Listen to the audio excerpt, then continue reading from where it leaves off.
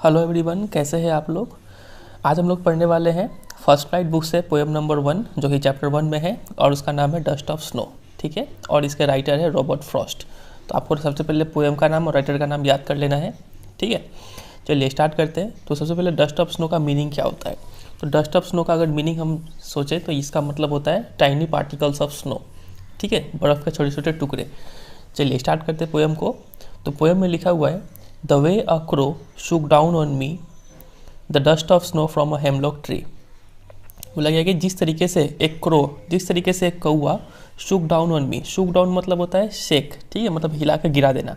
तो जिस तरीके से एक कौआ मेरे ऊपर हिला के गिरा दिया, क्या हिला के गिरा दिया, द डस्ट ऑफ स्नो। ठीक है, स्नो के छोटे छोटे पार्टिकल्स मेरे ऊपर गिरा दिया। कहाँ से गिरा दिया, फ्रॉम अ हेमलॉक ट्री।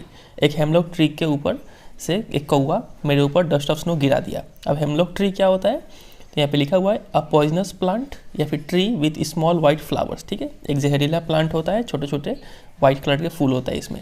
तो आप पिक्चर में भी देख पा रहे हैं, वहाँ से समझ में आएगा। ठीक है, चलिए मतलब सीन कुछ ऐसा है। ये मान लीजिए है यहाँ पर हेमलॉक ट्री।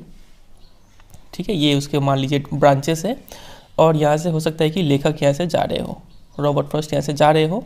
तभी क्या होता है कि हो सकता है कौवा यहाँ पे आके इसके ब्रांच, हेमलॉक ट्री का ब्रांच पे यहाँ पे आके कहीं से आके बैठा हो, या फिर यहाँ से उड़ के गया हो, या फिर यहीं पे हिला डुला हो। तीनों में से कुछ भी एक हरकत किया होगा वो, जिस वजह से यहाँ से जो पार्टिकल्स ऑफ स्नो जो था वो नेटर पे आके गिरता है। ठीक है, अब हो सकता है वो पार्टिकल्स इनके सिर पर गिरा हो, या फिर शोल्डर पे गिरा हो, या फिर कहीं भी बॉडी पे गिरा हो। तो ये क्लियर मेंशन नहीं है। ठीक है, बस इतना मेंशन है कि इसको एक कौवे ने नेटर पे कुछ डस्ट ऑफ स्नो गिरा दिया। ठीक है यहाँ तक, तो ठीक है, अब आगे देखते हैं। और इसे भी पता चलता है कि ये जो फर्स्ट स्टैंजा जो है यहाँ पे जो क्रो है और हेमलॉक ट्री है, ये यूजुअली कोई भी पोएम में जब यूज़ होता है तो इसका एक नेगेटिव रेफरेंस होता है। ठीक है, क्योंकि क्रो काला होता है, उस नेगेटिव बताता है ये, और हेमलॉक ट्री भी पॉइजनस है, नेगेटिव रेफरेंस में यूज़ किया जाता है।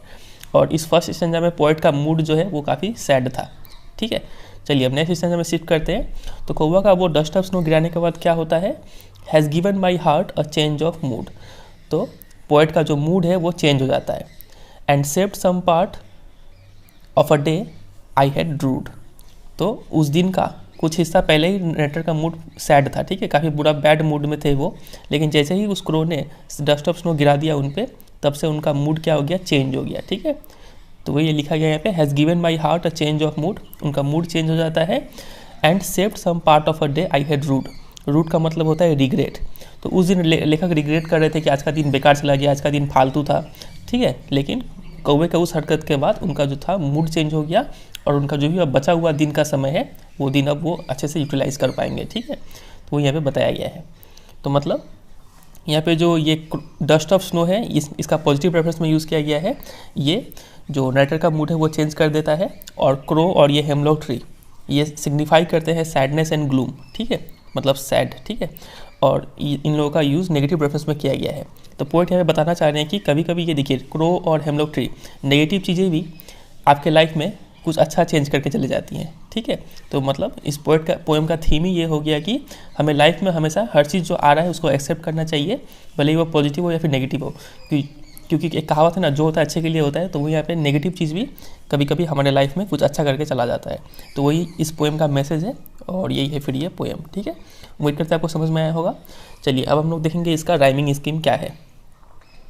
तो राइमिंग स्कीम देखने के लिए तो देखिए, the way a crow, crow जैसा, क्रो जो साउंड है उसमें हम लोग ए लगा देते हैं।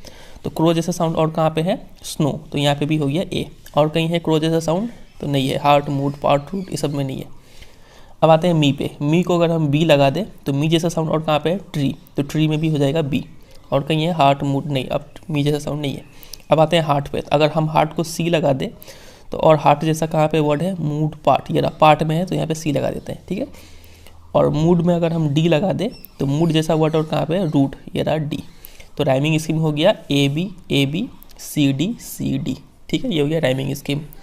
चलिए अब हम लोग बात करेंगे कुछ पोएटिक डिवाइस के ऊपर, मतलब फिगर ऑफ स्पीच के ऊपर कुछ बात करेंगे। तो देखिए, सबसे पहला जो फिगर ऑफ स्पीच है वो है आपका एलिटरेशन। ठीक है, एलिटरेशन का मतलब क्या होता है, जब एक ही लाइन में दो ठो क्लोजली प्लेस्ड वर्ड का इनिशियल लेटर सेम हो तो हम लोग उसको बोलते हैं कि एलिटरेशन यूज़ हुआ है।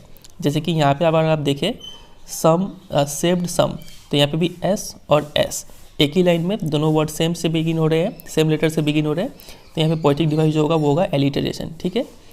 सिमिलरली अगर आप इस लाइन में देखें तो हैज़ और हार्ट, ठीक है, दोनों पास पास प्लेस्ड है और दोनों का इनिशियल लेटर सेम है, हैज़ एच एच। ठीक है।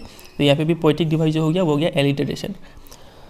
ठीक है। अब आप बोलेंगे कि इसका हैज़ का एच और इसका हैड का एच यहाँ पे भी एलिटरेशन होगा, लेकिन नहीं, वो वर्ड हमेशा क्लोजली प्लेस्ड मतलब सेम लाइन में हो तो ज़्यादा अच्छा है। ठीक है। इतना दूर में एलिटरेशन काम नहीं करता है। ठीक है।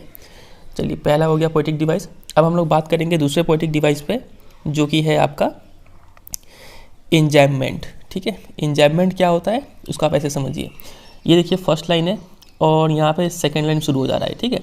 तो फर्स्ट लाइन से सेकेंड लाइन आने वक्त इस जगह पे ना कोई कॉमा है ना कोई फुल स्टॉप है। ठीक है। तो हम लोग बोलते हैं कि यहाँ से यहाँ पे इंजैममेंट यूज़ हुआ है। सिमिलरली यहाँ से यहाँ पे, तो थ्रू आउट द पोएम में इंजैममेंट यूज़ हुआ है। ठीक है। ये आपको समझ में आ गया। इंजैममेंट पहला हो गया पोएटिक एलिटरेशन, दूसरा हो गया इंजैममेंट। तीसरा अगर हम बात करें तो तीसरा आपका है पोएटिक डिवाइस, वो है असोनेंस। असोनेंस क्या होता है? दो टाइप का होता है, एक होता है असोनेंस और दूसरा होता है कॉन्सोनेंस। ठीक है। असोनेंस वावल साउंड को बोलते हैं, कॉन्सोनेंस कॉन्सोनेंट साउंड को बोलते हैं। ठीक है। तो यहाँ पे अगर आप देखें कि शुक डाउन ऑन मी, तो यहाँ पे थर्ड वर्ड में एक ओ जैसा साउंड आ रहा है। ठीक है। शुक डाउन ऑन, ठीक है, ज़्यादा ओ साउंड यहाँ पे प्रोमिनेंट है और ओ कौन सा है? वावल साउंड है, इसलिए यहाँ पे जो पोएटिक डिवाइस है सेकेंड लाइन में वो आपका हो जाएगा असोनेंस। ठीक है।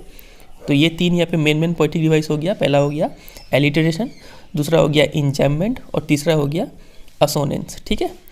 चलिए, फिर इतना ही था ये पोएम। उम्मीद करते हैं आपको समझ में आया होगा। वीडियो अच्छा लगा तो वीडियो को जरूर एक लाइक कर दीजिएगा, क्योंकि आपका एक छोटा सा लाइक मेरे को काफ़ी मोटिवेशन देता है और भी अच्छे अच्छे वीडियोस बनाने के लिए। ठीक है। और चैनल पर नहीं हो तो चैनल को जरूर सब्सक्राइब कर लीजिए, क्योंकि यहाँ पे क्लास 10 का कंटेंट बहुत सारा आपको मिलेगा। और वीडियो को जरूर अपने दोस्तों के साथ शेयर कीजिए, ताकि चैनल को थोड़ा ग्रो होने में थोड़ा जल्दी हेल्प मिले। ठीक है। चलिए फिर, और कुछ भी डाउट हो तो कमेंट सेक्शन में पूछिए। चलिए फिर मिलते हैं बहुत जल्द अगले चैप्टर के साथ। तब तक के लिए goodbye and take care.